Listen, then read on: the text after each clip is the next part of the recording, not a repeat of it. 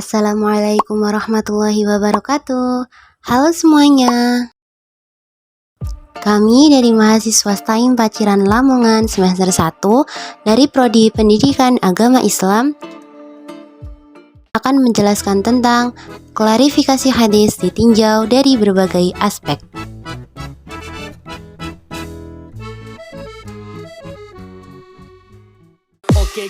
Oke gas, tambah 2 torang gas. Kami punya pembahasan untuk latar belakang dari materi ini. Kata hadis diambil dari bahasa Arab yang berarti baru atau sesuatu yang baru, yakni jadid.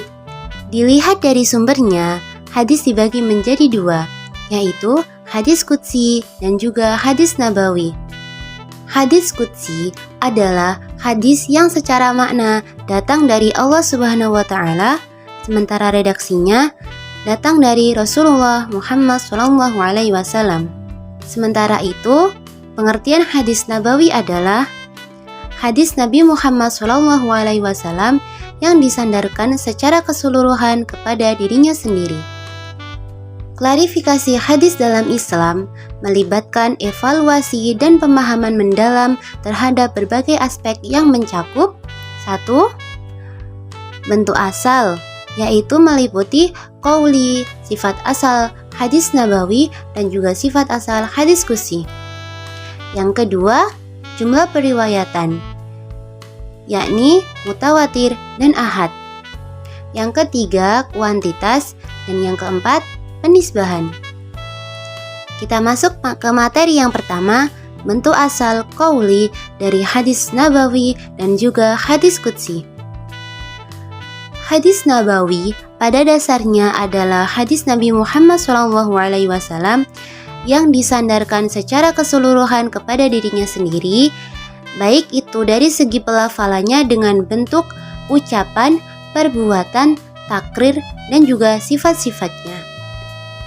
Sedangkan bentuk asal qauli dari hadis qudsi adalah hadis yang secara makna datang dari Allah Subhanahu wa Ta'ala, sementara redaksinya datang dari Rasulullah Muhammad SAW. Kami di sini punya contoh hadis nabawi. Seperti ini, kita baca sama-sama. Qala Rasulullah SAW, ana wa kafilul yatimi fil jannati hakada. Wa asyara bis sababati wal wusta wa farraja bainahuma syai'an.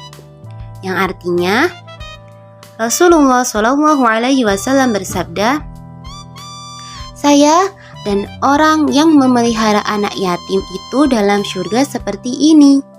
Beliau mengisyaratkan dengan jari telunjuk dan jari tengahnya serta merenggangkan keduanya. Kami di sini juga punya contoh dari hadis qudsi.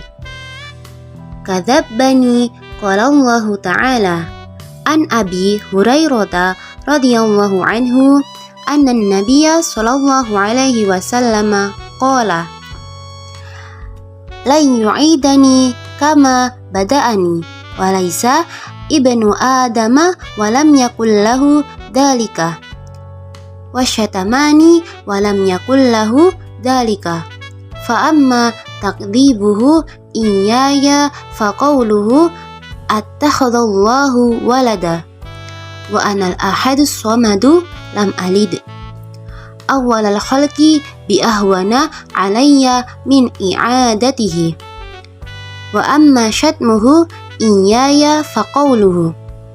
Yang artinya, diriwayatkan dari Abi Hurairah radhiyallahu anhu bahwasannya Nabi bersabda, telah berfirman Allah Ta'ala, ibnu Adam, yakni anak keturunan Adam atau umat manusia, telah mendustakanku, dan mereka tidak berhak untuk itu, dan mereka mencelaku padahal mereka tidak berhak untuk itu.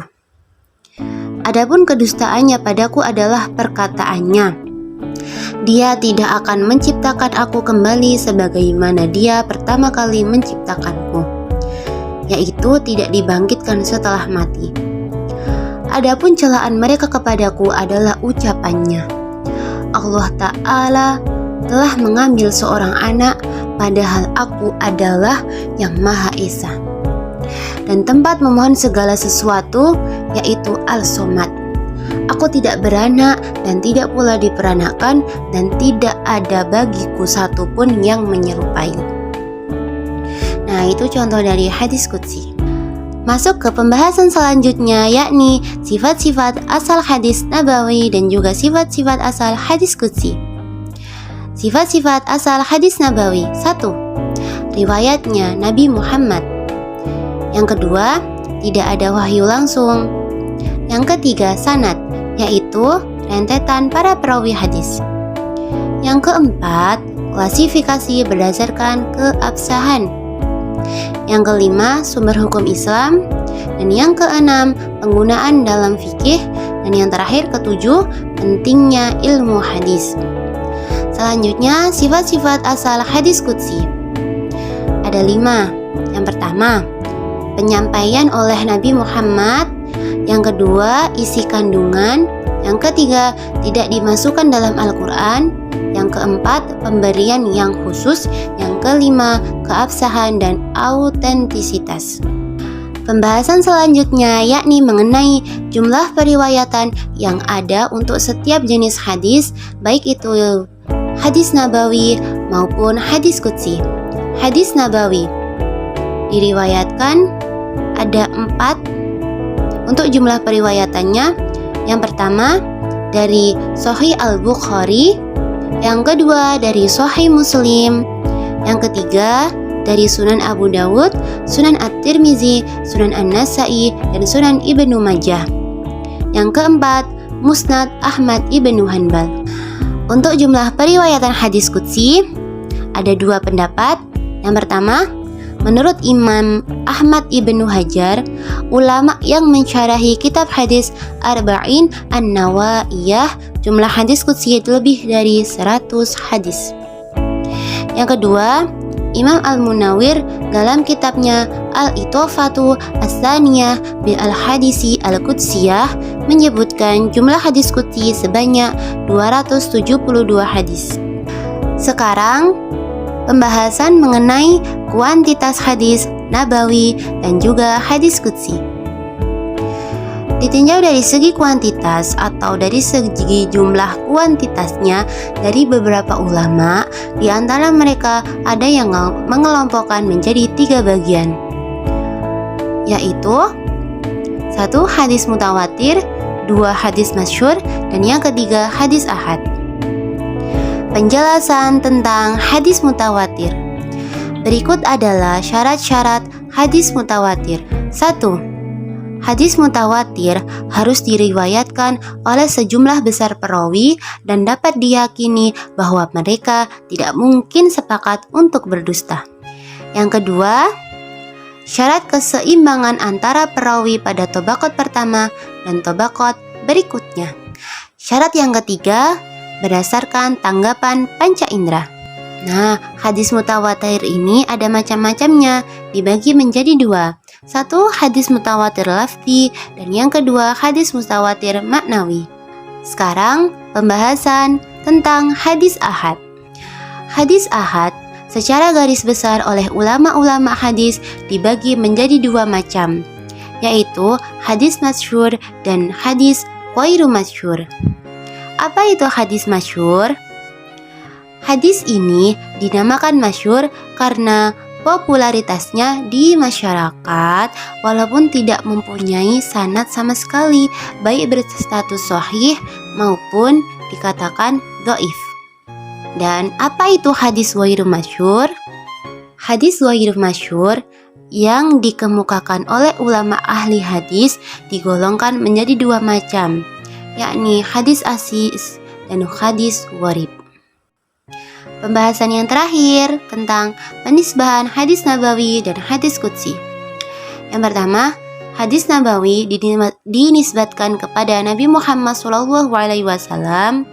Pembahasan terakhir, penisbahan hadis nabawi dan penisbahan hadis qudsi. Penisbahan hadis nabawi dinisbatkan kepada Nabi Muhammad SAW baik dari segi makna maupun dari segi redaksinya. Sedangkan penisbahan hadits qudsi maknanya dinisbatkan kepada Allah Subhanahu wa taala, sedangkan redaksinya dari Nabi Muhammad SAW. Berikut penjelasan tentang klarifikasi hadis ditinjau dari berbagai aspek. Sekian, terima kasih.